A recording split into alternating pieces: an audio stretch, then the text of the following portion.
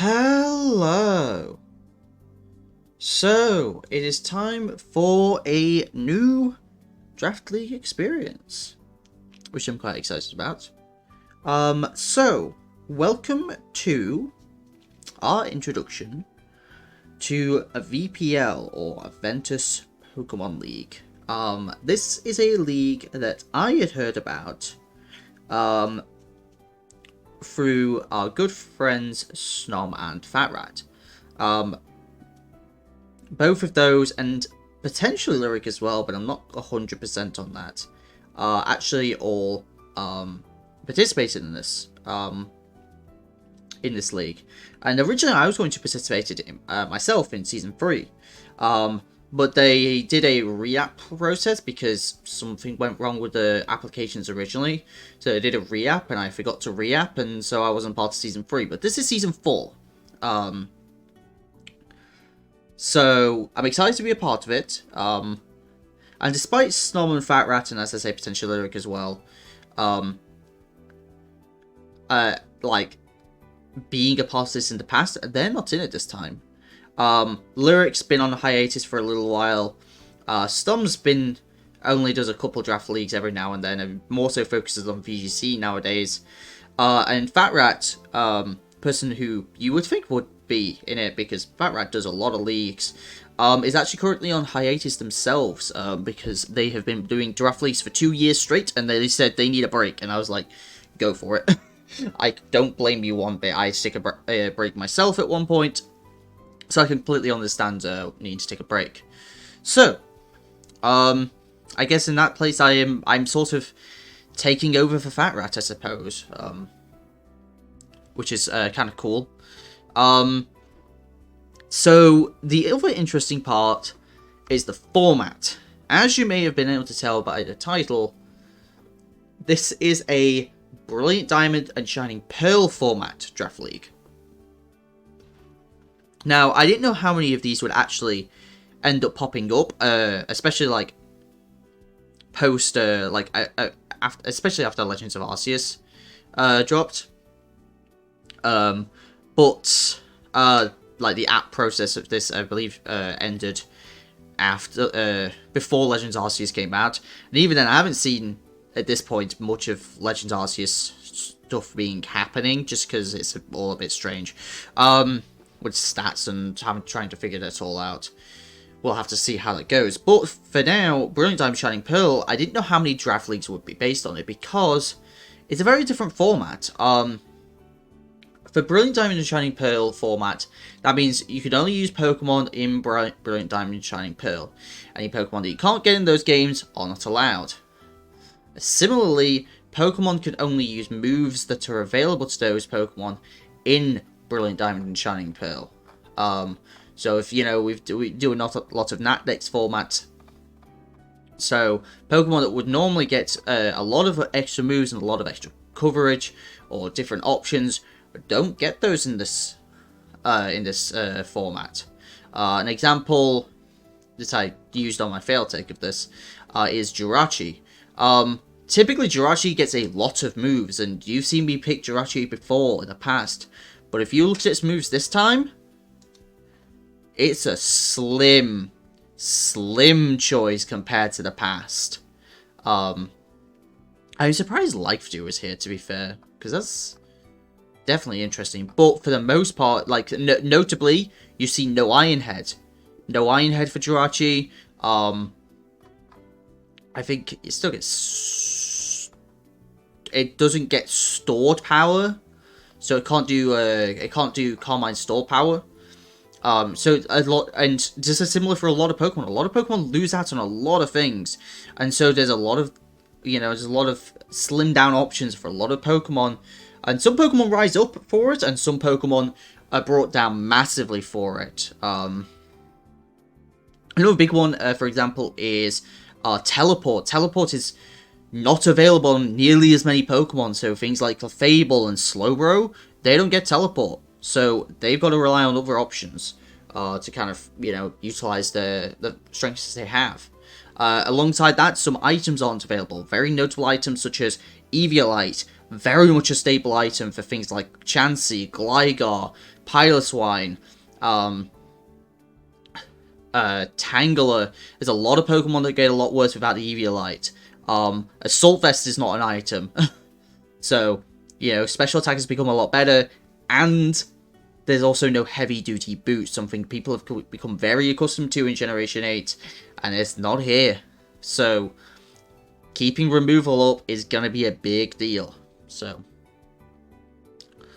but, for the point system for this league, it's actually very similar to the one we use in UBL. In fact, it's exactly the one we use in UBL, and I believe it was the where Snom got the inspiration to use for when we started doing singles for UBL, which is 9 to 11 Pokemon and 110 points, so 9 minimum. Thankfully, because oh boy, going for 10 always is a bit risky.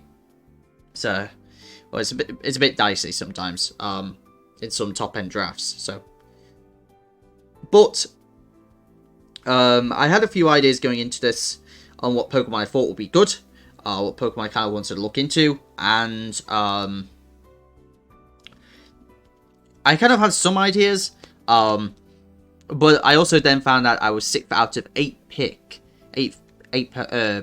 coaches. There's only 8 coaches, which it's been a while since we've been in such a small league, but I'm okay with it, to be honest, because I don't mind the small leagues, and especially with a smaller decks, it's pretty nice. You know, means that everyone can still make sure they get, you know, good Pokemon, because there's a lot of limited options. So, our first choice, I was looking at some Pokemon, and by the time it got to me, a lot of the heavy hitters that I wanted had gone. Notably, Latios had gone. Latios was my idea for the first pick, but obviously being 6th pick in the draft, there was no way I was getting Latios. Garchomp had gone by this point, Gliscor had gone, some other Pokemon as well, I'm trying to think, had gone by this point. But, you know, very, very strong Pokemon had gone by this point. I think someone may even picked Pictarachi. Tyrannosaurus was actually one that went as well, very early. And so, but one Pokemon that didn't, that I was very much looking into, was Sizzle. Sizzle was actually considered very good in Brilliant Diamond Shining Pearl, but I didn't want to go with it. Sizzle was going to be my initial plan, but then I decided, you know what, I want a solid, sturdy Steel type, because I'm going to want that Steel type to deal with the myriad that I know going to be powerful dragons going to be coming out in this format, because I know there's a lot of them, so I want to make sure I've got a good Steel type that can defensively check those, and I don't really want to count on Scissor for that. So I decided against Scissor. I was like, well, what else could I take at this point? And I looked and I was like, well, I couldn't get Latios, so let's get Latias. So, yeah, so we're going with Latias. Latias is, obviously the more defensive version of, Latios. Nowhere near as offensive. And also can't Dragon Dance, something I learned in my failed recording, because I forgot. But what it lacks in offense, it gains in that bulk. It gives us a really nice speed stat to start with. 110 is really nice. There's not a lot of fast Pokemon in this format, even though I do think I have some of the slowest, probably one of the slowest teams, because this is me we're talking about. Hello, I always build slow teams. I'm notorious for it. But Latias gives us a really nice benchmark to start with. It also gives us a few other things. One, it gives us incredible coverage. The Latias did not really lose a lot in terms of coverage. T-Ball, Ice Beam, Surf, Dual Stab, Grass Knot, great options for coverage. It also gets a few nice utility moves, notably Healing Wish and Wish. So we have a Wish Passer off the bat, and I would call this a relatively good Wish Passer, to be quite honest, just due to its bulk, but it doesn't have to rely on Wish for recovery due to having Roost and Recover, which is always fun. It has access to Calm Mind stored power, which is very scary.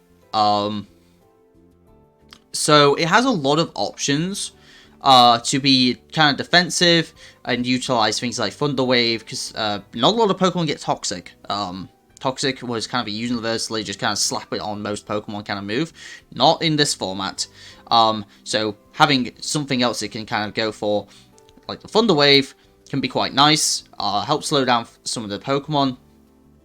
You know, Roost Up. It off the bat also gives us Defog. Something I definitely wanted to make sure I had was Pokemon that could remove Stealth Rocks that weren't weak to it. And Latias covers that really well.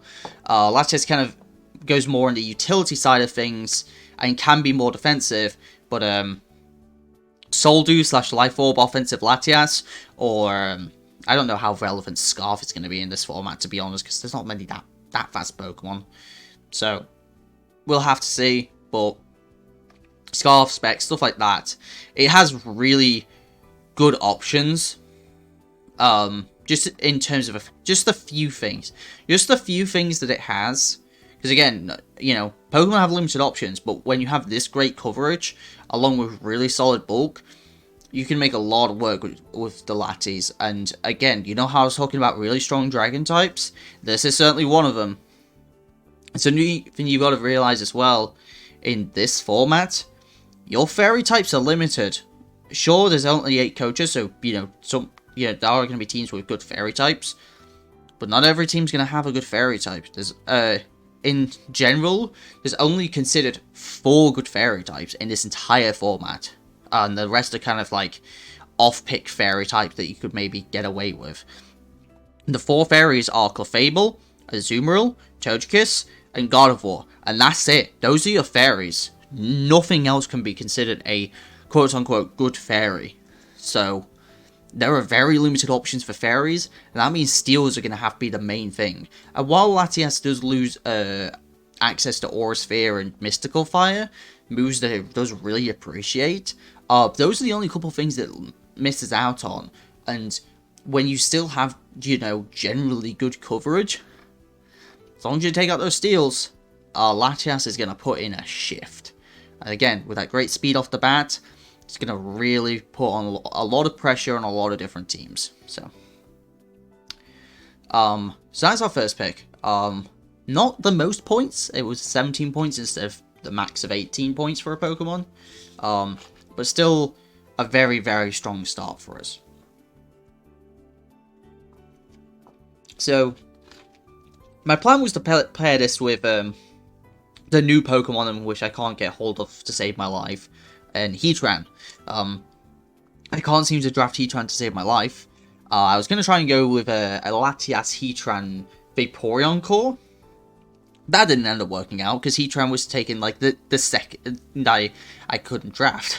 It was, like, literally next pick, it was, like, Heatran gone. It's like, well, you know, we tried. So it got back to me, and some discussions were kind of going on in Discord, because, you know, not everyone knows about the BDSP format. Including myself, I have, like, limited knowledge on the format.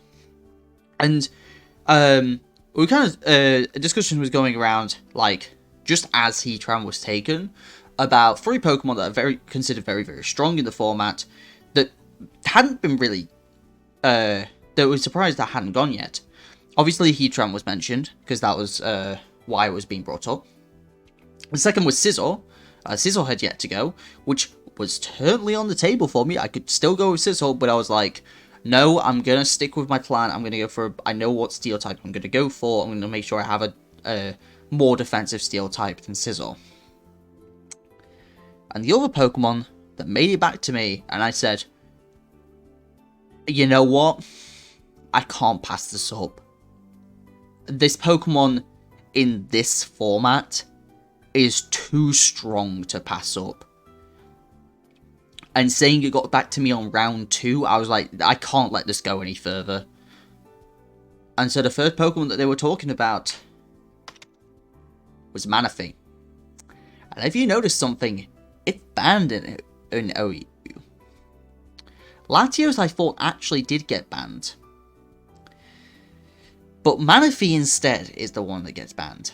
And you might be questioning that. As you know, it's like in standard Nad decks, you know, Manafee's not that great. You know, it's a solid, bulky water type, right? There's a difference. Because in the next release that we play in, we play with cut moves and Pokemon that cut moves from the game. And similarly here, there's no hidden powers and things like that. Moves that are cut from the game aren't allowed. But those are only moves that are cut from Brilliant Diamond and Shining Pearl. And for some godforsaken reason, this move made its return. Tail Glow.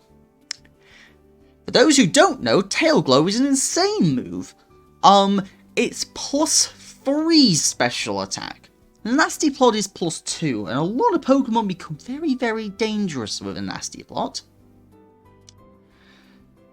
Tail Glow is an extra stage up. It's a 2.5 times boost to your special attack. So even with no investment, if I go to let's go to a calc. I go to Manafee. We're just gonna have no special attack investment. +3. Oh, it doesn't show the increase. That's kind of sad.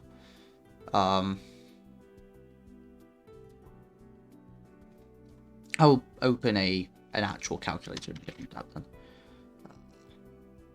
So it's 236 times 2.5. That is 590 special attack with no investment after a Tail Glow. With no investment. It's scarily strong. And automatically has to be respected. Manafee doesn't just have to rely on water moves though. It gets just the right amount of coverage. Oh no. I just saw a move. I'll get to that in a second. But it gets just the right amount of coverage. And this set here, Tail Glow, Ice Beam, and then Grass Knot or Energy Ball, we'll put an Energy Ball. This set right here has to be feared every single week. No questions asked. Because if you do not have an answer to this set of Tail Glow, Stab, and coverage, usually Ice Beam, Energy Ball, you will lose. And especially with Manafee's great bulk and offense, like 100 across the board, is that step down for the speed as well, which is nice from Latias down to Manafee, which is really nice. It gives you the bulk that you need to set up that one Tail Glow and the speed that you need to get the jump on everything, and the natural offense that you need to kind of make sure that it's just one Tail Glow you need and you're good to go for the game.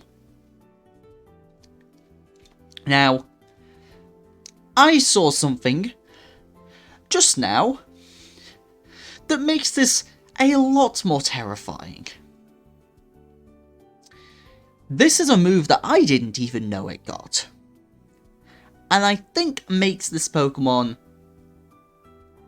50 times more deadly. Who will let this thing have U-turn? Who? Who let this thing have U-turn? That's not okay! Because I was also going to bring up the fact that Manafee is very viable without just using Tail Glow. Tail Glow is what people have got to be ready for, but if you just want to go for Specs or Scarf and throw on U-turn and just dip, absolutely viable. Life Orb offensive strats, also just very viable. And one strat that I was going to keep to myself, but apparently it was picked up on because people were discussing why we've actually had to ban Drizzle in the format. And that is because I believe actually Drizzle is banned in BDSP meta. Mainly because of Manafee actually. And then Manafee ended up getting banned anyway. But also just there's a lot of really strong Swift Swim users. But also Hydration with Rest. And yeah, that's scary. But if I just take this set right here, Rest, Rain Dance, Scald, Ice Beam, this was a set I used in Gen 6. No joke. This was a set I genuinely used in Gen 6, and if your opponent can't break a bulky water type like Manafee, which a pure water type is not easy to break, this can just win the game on its own. You've got both Carmine and Acid Armor for other setup options. You have 3 different setup options, as well as the ability to rest and either sleep talk like you can just do, instead of just going for the rain dance and hydration stuff, you can do sleep talk and Carmine. And suddenly you're just acting like a Suicune, which I don't, yeah, Suicune's stats are here, so like you can kind of see, in comparison, you have a little bit less bulk, but you have better speed and better natural offense, but you can just use it like a Suicune. This Pokemon's insanely versatile, has a lot of things going for it. U-turn makes this thing so dumb. Why does it get U-turn? Oh, I was like, oh, Manafee may not. There's like the one downside to it is once it's in, it's kind of in. But you get U-turn. Oh, Manafee, you're so stupidly good. This was 18 points to absolutely no one's surprise, for obvious reasons. If your opponent doesn't have an answer to Manafee, it's over. It's straight up over. And even then, saying there's an answer to Manafee, I'd call that a stretch. With no Assault Vest in the format, and not even Bulky Waters being an answer to every set, it's a struggle to find a genuine hard counter to every Manafee set. I would call it nigh on impossible to do so. And this made it to round 2. This made it back to me. So of course I was going to take it. I already kind of tossed out the Vaporeon plan. So I was like, yes, give me Manafee. Hello, this thing can win the game. And it's even better than I thought. So, yeah. So yeah, we've got Manafee and Latias, 2 very scary, versatile special attackers that both can set up and both can win the game. But in very different ways. So, and also Latias just resists both of Manafee's weaknesses. And Manafee also just will eat all the ice hits that want to come in against the Latias. And even just Manafee doesn't have to set up. It can, if it needs to, it can just be a bulky water type. Because it can. Because it's got the stats to do so. So, yeah. I know we're already at 22 minutes. And if you know like just longer team builders, obviously let me know. I've been doing long team builders for a while. But I do like to go into my thought process, both through the drafting process and kind of like my thoughts during the draft at the time. And, you know, obviously all my reasonings for why Pokemon is good, especially if I haven't talked about it in the past. But I also do it because I think it's interesting to talk about and interesting to kind of understand my thought process, but also I think it's important for helping improving in draft as well, because I think, you know, if you can understand the thought process that goes through while drafting, it can help improve drafting overall, especially because, you know, you can see someone else's mistakes, because I've made mistakes during this draft, some of which I was punished for, some of which I wasn't, and I think it really can help improve on drafting, because I mean, drafting is it's one of the most important parts of a draft league. If you don't get a good draft, then you're not going to do well. So, anyway, little tangent out the way, onto our third pick. We have to wait a little bit, obviously, go, you know, I think it's 10 picks, and it comes back to me, and I have a realization. I'm going to be picking a defensive steel type, and I also know my steel type is pretty much guaranteed, because 2 people ahead of me already have their steel type. I think one has Heatran and the other has Sizzle. I'm like, okay. So, we'll, maybe not Sizzle, maybe a different steel. And I'm like, okay, so I can save my steel till the wheel comes back down to me. So, let me go for something else. And what I realized was, okay, if I'm going to go for a really, like, kind of defensive steel type that's not really going to have much offensive pressure, then I need to make sure I have something else to deal with the fairies. But due to how little fairies there are, it also needs to have other utility on top of that. And those are certain Pokemon that I've been wanting to use for a little while that does a bit of both. So, I went with Nidoqueen.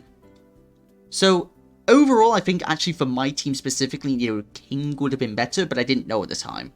I didn't know how the draft would go, but we've got Nidoqueen, because it's me, I like my bulk, and I've actually used Nidoqueen in the past, but not for a while, and it was actually in doubles. So, for singles, this is going to be my first time using a Nidoqueen, or Nido in general, I think. Yes. So, obviously Nidoqueen is great, because obviously Sheer Force is amazing. To my knowledge, Nidoqueen didn't really lose much.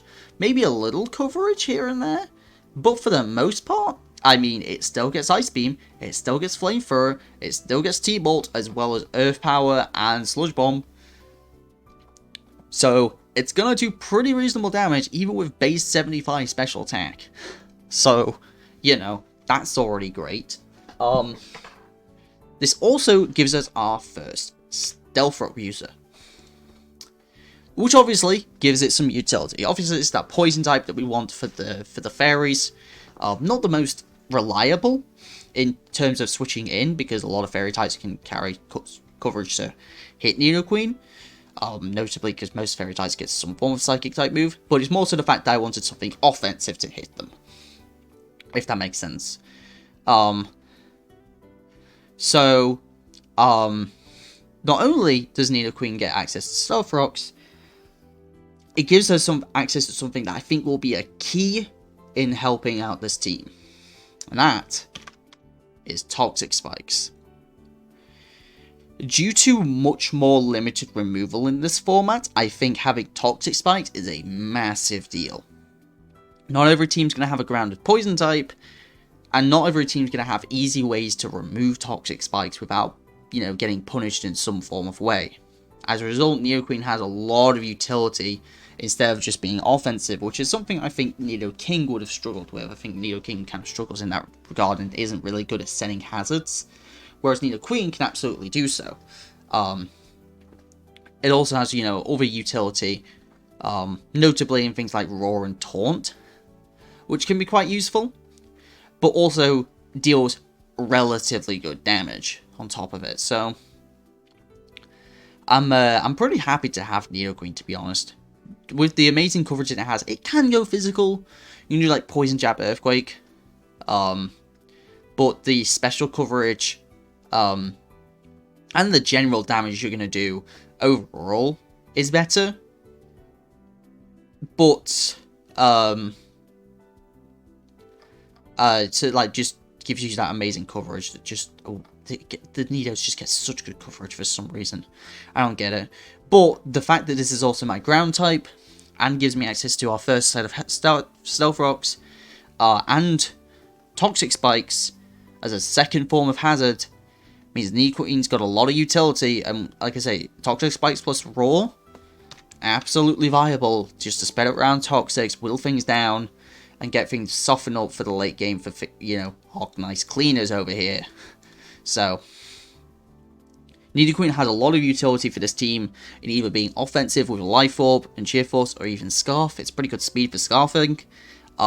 Or playing more of a defensive / utility role, setting up hazards, roaring things out, and doing pretty reasonable damage even without the Life Orb. Still Sheer Force boosted Sludge Bombs and things of that nature are still going to do pretty good damage.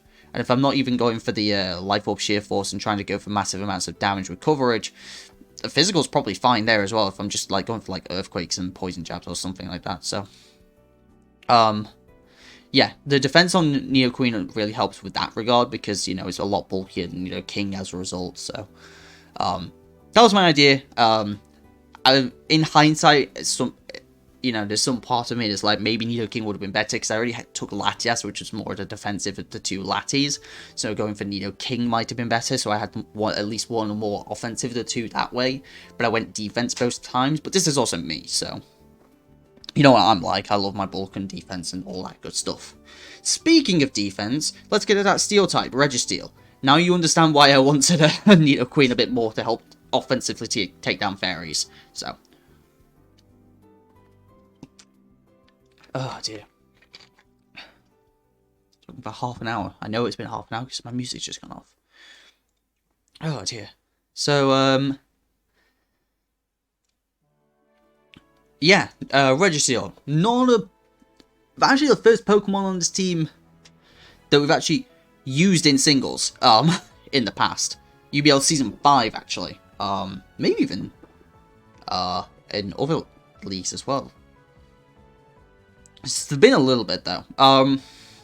Something I've missed about having, a Pokemon like Registeel, I've missed having a dedicated Stealth Rock Center. I've missed it so much. Registeel is a great wall. It's so annoying to take down. It lost a couple of things. They obviously know like not only gets body press as an option and toxic and things of that nature. But what it still does have is the option to do heavy slam / iron head, which is still pretty reasonable damage. It's not the weakest mod. Excuse me, sneezes. I'm feeling awful apparently. Really shouldn't be recording, but I'm just so excited to talk about this team. So,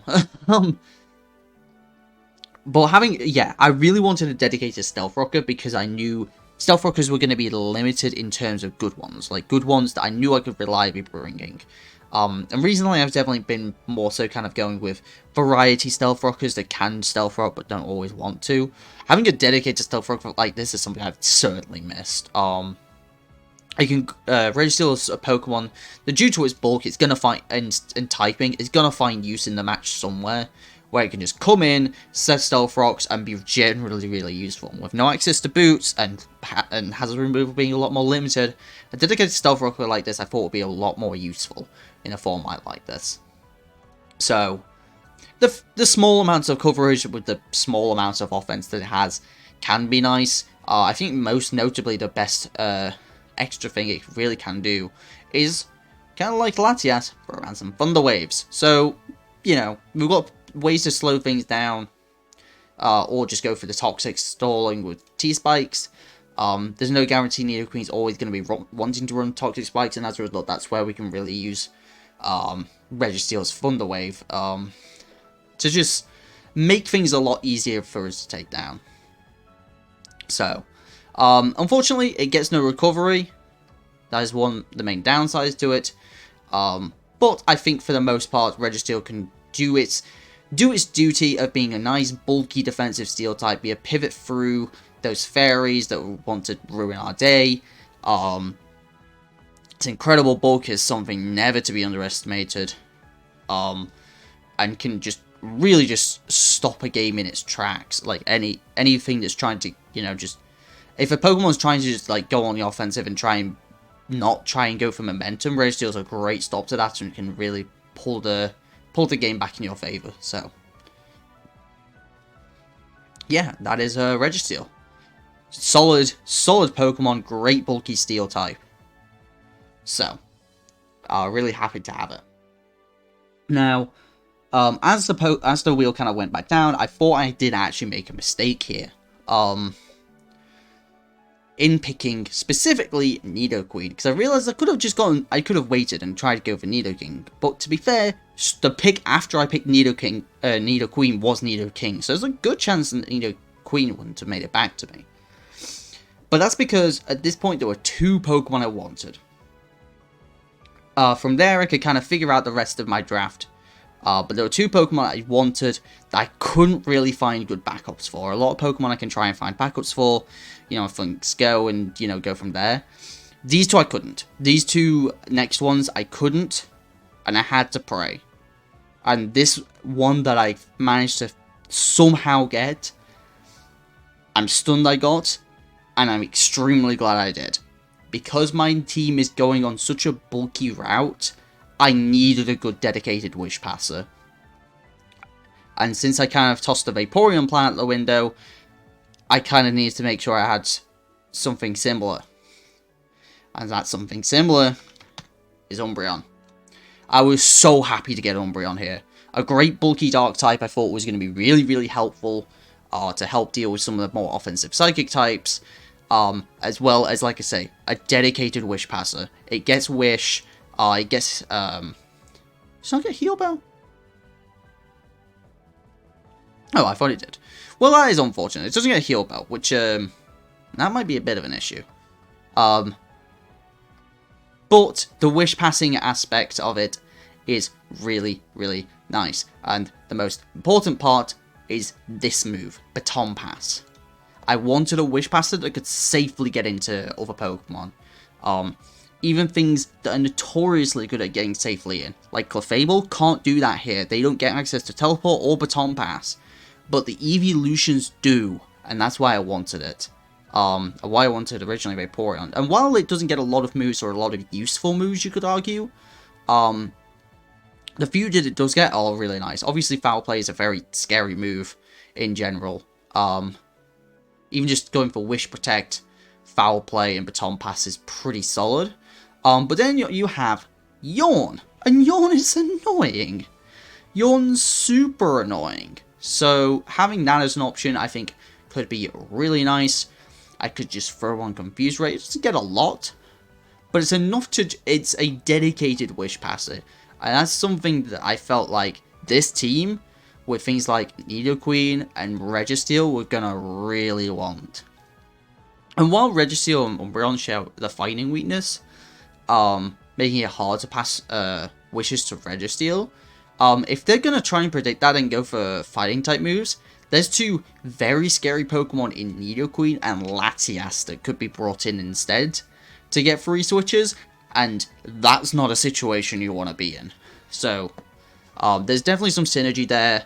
Umbreon doesn't really have a lot else going for it, unfortunately. It is one of the Pokemon that does suffer as a result of the lack of moves. But the few things that it has going for it, I think, really help it stand out. And be a really nice defensive piece for this team. Combining that with Registeel, and we've got a really nice defensive core. That while there is some holes in, can be covered up by, you know, some of the other bulky offense pieces of the team. Hello, I'm Winder, and I love bulky offense. Sue me. So,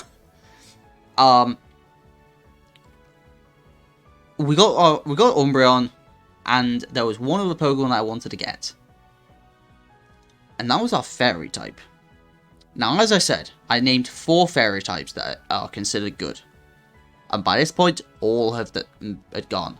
Togekiss went first, then Clefable, then Azumarill, no, then Gardevoir, then Azumarill, in that order. And I didn't want any of them, because I knew they'd be too expensive for me. Especially at this point, Clefable was the only one that I could really justify going for, because it didn't clash with any plans that I had. I was planning on getting a different flying type in some capacity. I was planning on getting... I already had a water type and a psychic type for, you know, Azumarill and Gardevoir. So I was like, okay, I'm going to go with a different fairy type. Granted, I had been looking at from the start. I decided from this fairy type from pretty much the second I saw the tier list. And I thought, this is going to be my fairy type. Because I think it has the right utility for being a fairy type that I'm looking for, but also has a lot of different other options it can go for as well. And that Pokemon is Gramble. So Gramble off the bat, with Intimidate and good bulk, reasonable bulk with the 90 HP and 75 defense, with that Intimidate, means it can take on certain dragons a lot better than it would normally. Notably, Registeel can deal with some dragons, but for Pokemon like Garchomp, not so much. That's why Gramble comes in. With Intimidate and pretty reasonable bulk, it can take on Garchomp reasonably well. Alongside that, it's got that really high base physical attack. And if you've been keeping track of how many dedicated physical attackers I have, this is our first one.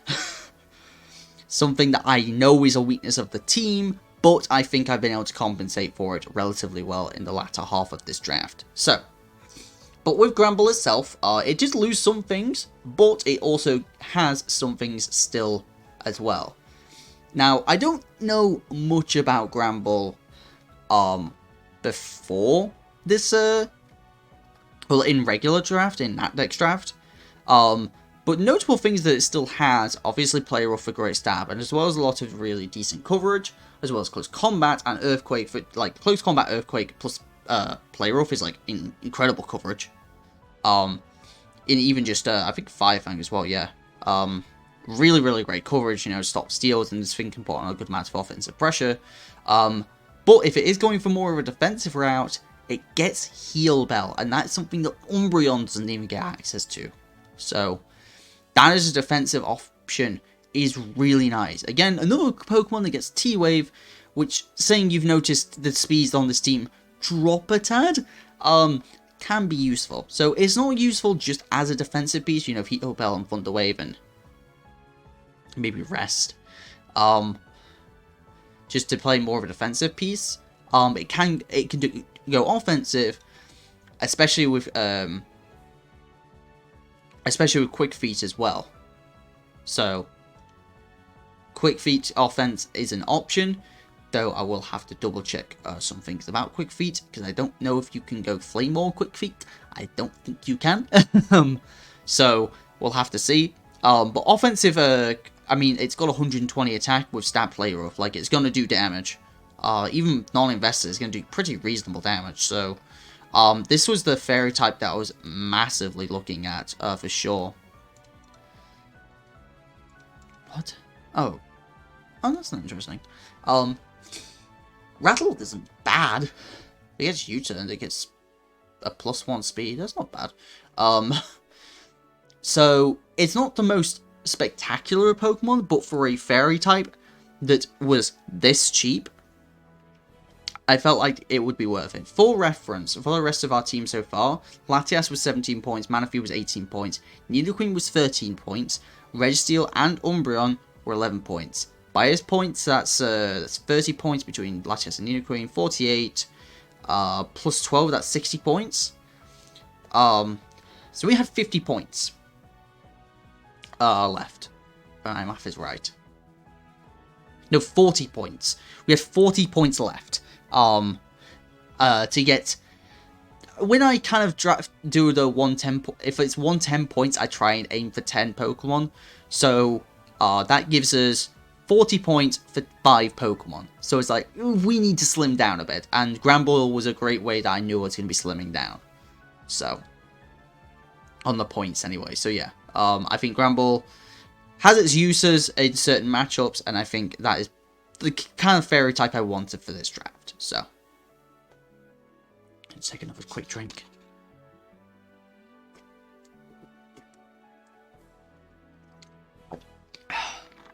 Excuse me. Throat is dying. But we still got some more Pokemon to go. At least 3 more. So, next up is... What is next up? Okay, so at this point, after this point I realized I need to pick up physical attackers. And I had 2 plans. One of them actually involved me fixing getting rid of Nidoqueen and Grace and actually picking up Mamoswine. And then picking up Crobat. But the issue with that is I needed to pick up Rotom Heat, and Rotom Heat went before it got back to me. So I decided against that plan, and I went with a different plan. Both had 2 Pokemon in particular that I wanted to get, and then changed the other 2 around. Because I knew the two types that I knew was those 3 types that I knew was missing at this point that I wanted to get, and that was a Fire type, an Electric type, and a Grass type. And let's start with our Electric type. This was a Pokemon that I saw at such low points, and while I understand why it drastically dropped off, one of the hardest dropping off Pokemon compared to a normal draft, I still want to try it. Because I think the stats are still that good, and I think it's got just the right amount of utility just to keep it relevant. And that Pokemon is Zapdos. This Pokemon was cheaper than Registeel and Umbreon. The Pokemon was 10 points. And the reason? It gets no coverage. It gets no coverage. It doesn't get Hurricane. It doesn't get Heat Wave. It doesn't get, I mean, those are the main ones, right? It gets no coverage to speak of. It is mono electric and ancient. It's mono electric, and you've got like ancient power and drill peck, and that's it. You got nothing with Zapdos. But mono electric on a Pokemon with these stats and electric flying is an incredible typing. This also gives us our second defogger. And while I'm not the biggest fan of using Zapdos for defogger without boots, it can perform that role, especially because Zapdos, while it doesn't because it can't perform its offensive role due to a lack of coverage as well, it can certainly perform that defensive role due to its great defensive typing, still giving access to Roost and being able to U-turn out. And also another Pokemon that you can T-Wave. It gives us also, another higher speed Pokemon, Speed Time Manafee, which is quite nice, excuse me. So, it gives us, again, it's limited, right? It's limited on what it can do. But the few things it can, I think are good. It is as even Rotom Heat, regardless of what electric type I went with, is going to be neutered in some way. Jolteon, if I went with it, it didn't have Signal Beam. I mean, it's not really had Signal Beam for a while. But that lost, a few things. Rotom Heat that would, I was going to originally go for. The Rotom forms themselves lost Defog and Pain Split. So that was going to be neutered. So I figured, you know what, taking Zapdos as an extra form of removal and a really bulky electric type that actually can heal itself. And while it only has, small amounts of utility, a strong electric type like this is still going to put fear into people and really force in, ground types. And I don't know if you've noticed this, but I have a Manafee, and I want to eat those ground types for days. So, by all means. So, this also gives certain options for Zapdos. If ground types aren't an issue, Subaroo's Zapdos is actually pretty solid. I feel like in this format. Subaroo's Zapdos with T-Bot +1. Or even Discharge. And just like kind of be defensive and annoying. Maybe even Roar. There's options for Zapdos. And just be like really bulky and annoying. And I feel like we'll probably play more a defensive role due to a lack of offensive coverage. But you can't underestimate that 125 special attack. So, and you might be saying, wait a minute, weren't you complaining about having few physical attackers and, even considering dropping Nidoqueen for Mamoswine? Yes, but, I mean, every plan I had was always going to involve a special attacking electric type if I wanted one. Like, I'm not going to pick a physical attacking electric type if I want an electric type. I'm not going to pick Luxray or Electivire, so there was always going to be there was always going to be an electric type that was going to be a special attacker. So, going from here though, after picking Zapdos, I looked and I went, okay, the physical attacker I want, there's one main physical attacker that I want to go with that's going to be a bit more top end. That Pokemon is almost guaranteed at this point. So I'm going to save that for the end. So let's pick up the other pieces that I know I want. And this was one that I knew I wanted. After I saw how cheap it was, and something I realized I didn't have, or I was going to struggle to get a hold of, I knew I wanted to pick this up. This was a Pokemon I didn't think I would ever be drafting. But I think for this situation, it has the most utility I think I could have. And that Pokemon is Armando.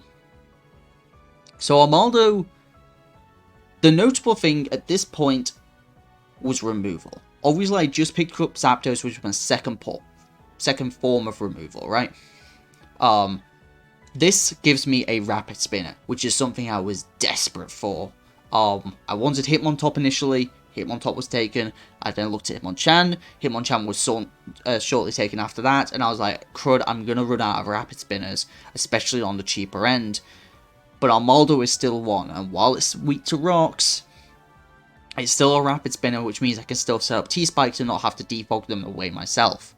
On top of that, it can set Stealth Rocks itself. Something I didn't really think about, but sure, I have one dedicated Stealth Rocker, and one that can sell Stealth Rocks, but is most likely going to Toxic Spikes, it gives Armando an extra bit of utility that probably wouldn't have had otherwise. I think Armando normally gets a decent amount better coverage than this, but to be honest, it still gets X-Scissor and Stone Edge, and Swords Dance, and Knockoff, which is a big one, because not many Pokemon get Knockoff. So, Armando can play either a defensive or offensive role, and while it loses the Assault Vest, which it would normally like to hold, or Boots, it's still pretty solid. Noseblade also gets Smackdown, which is nice for some flying types. So, that's a thing as well. But one of the big things with Armando, and kind of what I was slightly alluding to, is I felt like I would get the most out of this Pokemon because of Swift Swim. Between this, Manafee, and Zapdos, there's a little bit of rain synergy.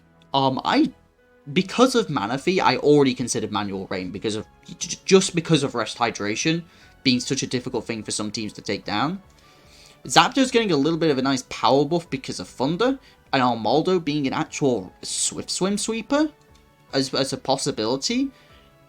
And there's option for just Manual Rain sweeping, especially when, you know, now that I've learned I can U-turn with Manafee, which is silly. So, yeah, Armando, I think, on this team specifically, it doesn't just have to be a rapid spinner, it doesn't just have to set Stealth Rocks, it can genuinely go on the offensive, with pretty reasonable coverage, 125 attack, which is crazy strong, gives us a really nice strong physical attacker, pretty reasonable bulk, and can really go on the offensive if it needs to. So I'm really excited to use Armando. It will be a niche pick in certain matchups, for the most part, but it's got a lot of utility that I feel like it is really appreciated for this team. So, would it like to use Swift Swim Armando? I don't know, but we'll see. So next up, this was an unfortunate one because I actually got sniped here. I wanted my grass type and I wanted it to be Leafeon. Leafeon unfortunately was sniped. I was really hoping for Leafeon, because it would give me a second Wish Passer, and I thought that would be really, really nice for the team. But what I got instead, I'm not exactly upset about, and I never thought I'd say this about this Pokemon, that I'm not upset about taking it, but it took a little bit in consideration, but I made the call on this grass type. It had to be a low tier grass type, because of the Pokemon I wanted to round out my draft. And I considered Tangela, and then I kind of looked at Tangela like overall, and I went, without Eviolite, it's not nearly as worth. So we'll just get Tangela. Tangela without Eviolite can be really easily teched for. Like, physical attackers, just take Garchomp, for example, right? Take Garchomp. Garchomp, while Tangela would be a reasonable check for, can just run Fire Blast on a mixed Life Orb offensive set and just ruin the Tangela. So I didn't want to go with Tangela, especially with no Eviolite. I thought that was not going to be worth it. So I looked at a different grass type and I thought that this can perform a lot of similar roles to Tangela, but I think is generally more well-rounded. So I never thought I'd willingly pick this Pokemon, but I grabbed Blossom. So I never knew much about Blossom before this, and to be honest, I'm still quite unsure about it, but there's a few things that I do know. First of all, its stats are actually pretty reasonable for a low tier grass type. 75, 95, 100, pretty reasonable on the defenses. Not anything ecstatic, but not bad. Invested, they'll do their job just fine. The abilities are pretty much useless. Let's go with that. We don't get no Regenerator, that's for sure. One of the sacrifices of not picking up Tangela. But for the most part, it gets a few extra things that I think do help. It gets Sleep Powder, which is great. It's going to be annoying with Sleep Powder and Leech Seed, and it can be just a really generally annoying bulky grass type. It gets its own forms of recovery, Synthesis, and Moonlight. Decent coverage, notably with actually getting fairy coverage with Moonblast. So while it's still walled by poison types, it still can hit certain other Pokemon reasonably well. You know, such as that, Drained Garchomp that I was worried about. It can hit it back, and off of 90 special attack, it's not bad. But there's another move that it gets, and why it gets this move, I don't know. But it is a nice little carryover, I believe, from Generation 8. And that is Strength Sap. Strength Sap's an incredibly good move, and especially for something that wants to be generally annoying, like Blossom, by all means, it's going to be annoying. On top of that, it gets Toxic. So, you don't just put things to sleep, you can Toxic them. It gets a ton of different status and options, and just be super annoying, and super dumb, and just can really perform that role of a defensive grass type that I actually wanted for this team. But it can't just be a defensive grass type. These are all great defensive utility options. But have you heard of a move called Quiver Dance? This kind of takes the best of both worlds, where Tangela's really annoying nuisance-like nature, and Leafeon's offensive nature, where it can set up a Swords Dance. Blossom kind of gets the best of both worlds and can set up Quiver Dancers, and Quiver Dancers with, Quiver Dance, either Strength Sap or Synthesis, and then, Giga Drain and Moonblast, and you've got a Pokemon that kind of just, can just win some games on its own. Like, this set in the right circumstances can just win the game. So, yeah, for a 4-point Pokemon and Armando with 6 points, I'm not complaining. The only downside, really, is I wanted Leafeon for a more physical attacker. That's kind of why I was upset I didn't get it. But, kind of looking at it overall afterwards, it's not the worst thing. The general bulk is going to help a lot. And I guess technically I could run a Swords Dance set. Not going to happen. But yeah.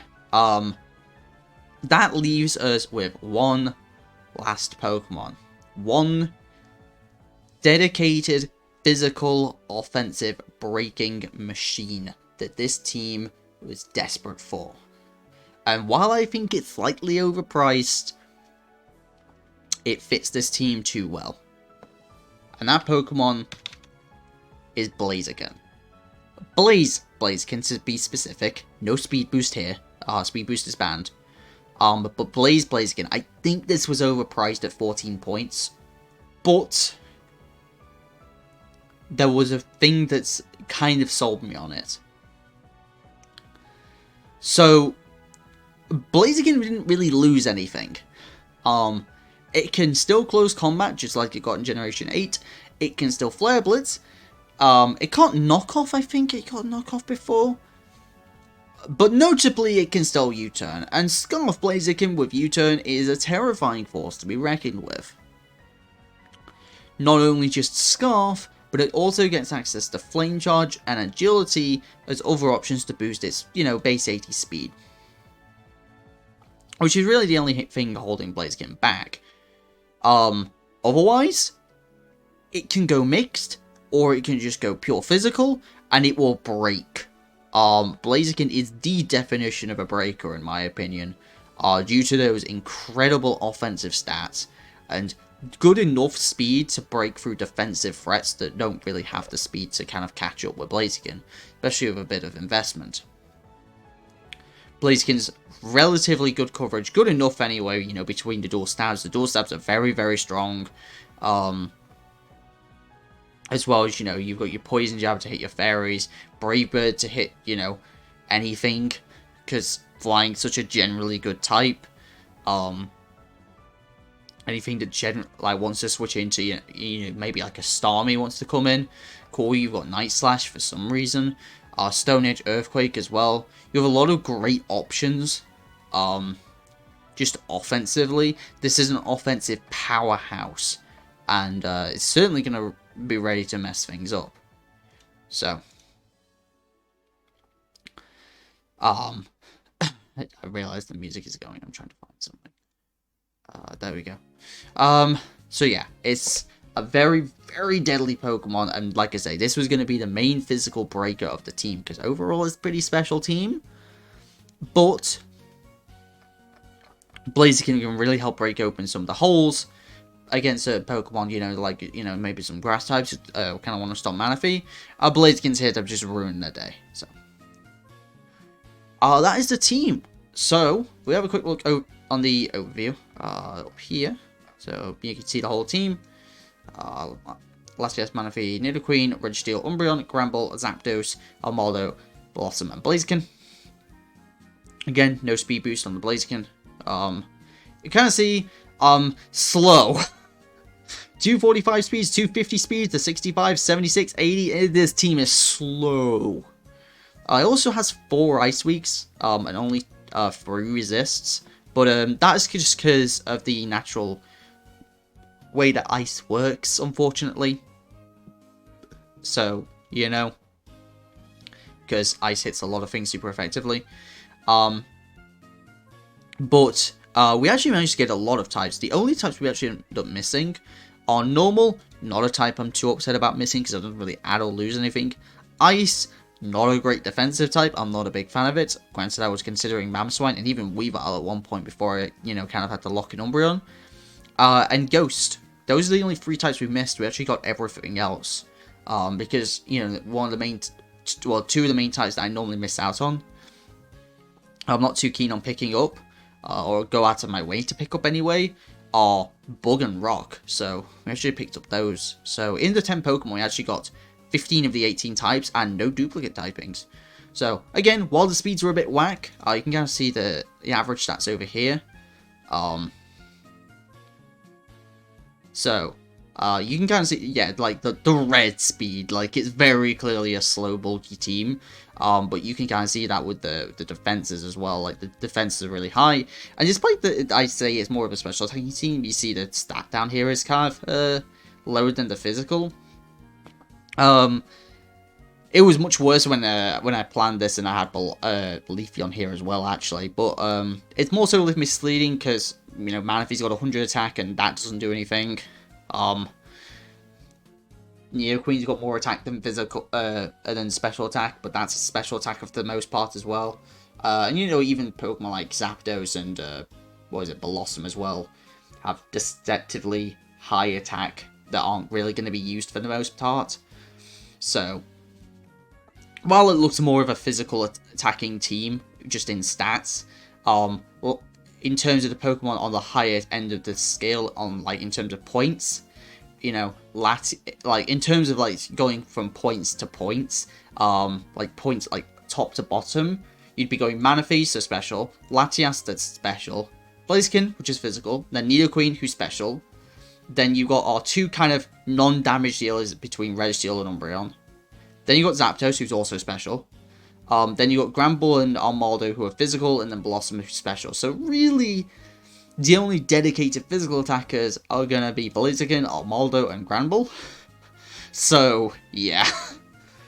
Definitely more of a special team. But Pokemon can go physical if they need to be. And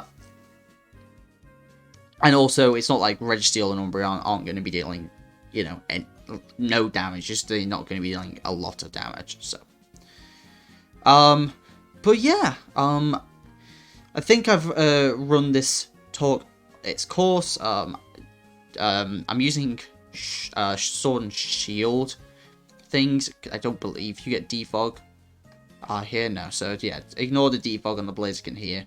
But Stealth Rocks here are right as well, the Toxic Spikes, and then the defogs we got 2, ignore the Blaziken, in the Latias and the Zapdos, and then our 1 Rapid Spinner, so. I'm not sure how accurate this is. I think that's not accurate. The U-turn and the Volt Switch are accurate, actually. So yeah. Yeah. that is about everything. So I'm really looking forward to this league. I won't drag this on any longer. Thank you very much for watching. Really excited to be playing in this league, and I will see you guys next time. Peace.